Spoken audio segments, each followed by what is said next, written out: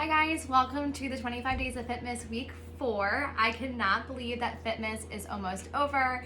I just want to say thank you to all of you. I could not have imagined a better group of people to be a part of the first Fitmas, so thank you so much. Today I want to talk to you about some ways that we can feel like our goals are being hindered, specifically comparison, how to let go of the scale, and then how to set realistic goals for ourselves to keep us on track to reaching that big long-term goal. So comparison. Negative comparison can make us feel like we are so far away from our goal, so why should we even bother trying? It can make us feel like our barriers that we've identified as hurdles to reach our goals as being much bigger than they are and make us feel trapped inside these barriers. Comparison can lead to negative thoughts surrounding not only your physique and your health, but also different aspects of your lives, whether it be career choices that you feel like you don't travel enough, am I a good parent? So comparison can bleed into all these different areas. We may find ourselves comparing ourselves in many different places, but today I want to talk to you about comparison that occurs on social media. So what we see and what we consume directly correlates with our mood, how we interact with others, how we interact with ourselves, and whether we realize it or not, we consume a lot of fantasy over reality and content that was craftily created not only just by influencers, but by one another. We are being influenced by this fantasy every day, and then we're supposed to directly correlate this fantasy into our personal lives, our reality.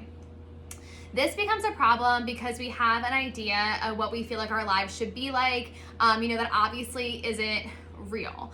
We often strive for things that aren't always possible or possible for us. It's really important to know that yes, a lot of what we're seeing isn't real. Of course, we have these conversations, but do we understand to what magnitude it's not real? So 68%, just shy of 70%, on average, 70% of what we consume on Instagram alone has received some form of Photoshop or heavy editing, and it's not real. And we're just scrolling through our phones and we're taking in this content and our brains are transcribing it in some way, shape, or form to have some kind of reaction, and it's not real.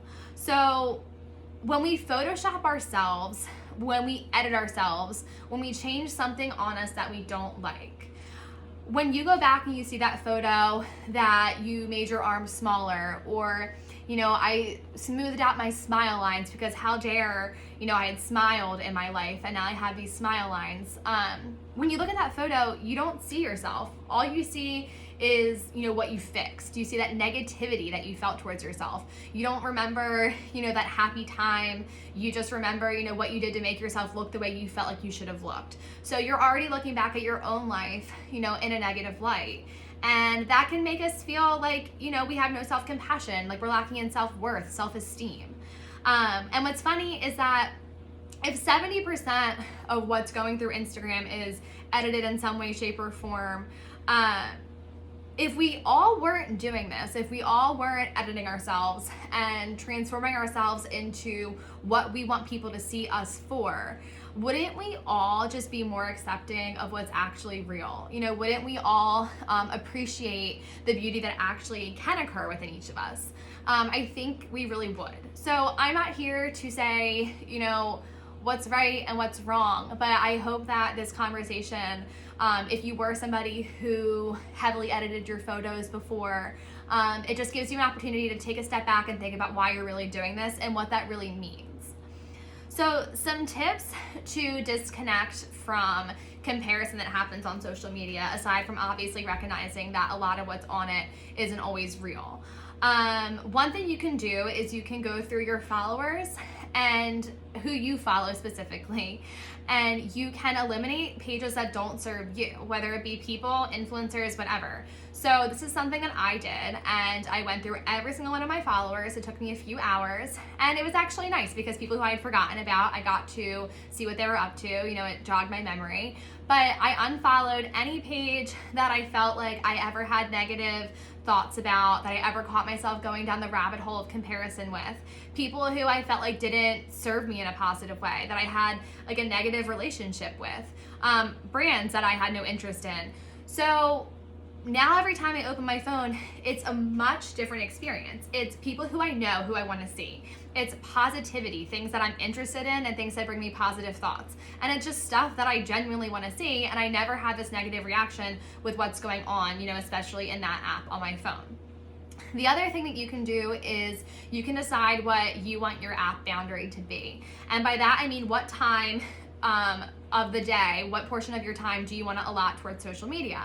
And then you can go onto your phone and you can set time limits for the apps that you find yourself like doing this comparison on, or any app that you feel like you spend too much time on, and set a limit for it for the day. And then when you hit that limit that day, it'll turn off.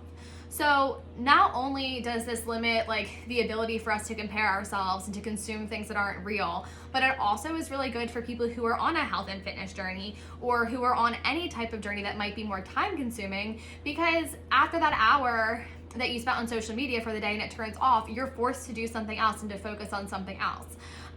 For me personally, if I spend an hour of my day on my phone on social media, but then I tell myself that I don't have time to get to the gym that day, that seems kind of like contraindicating, because I had the opportunity to be on my phone mindlessly scrolling Instagram for an hour, but I didn't have time to make it to the gym.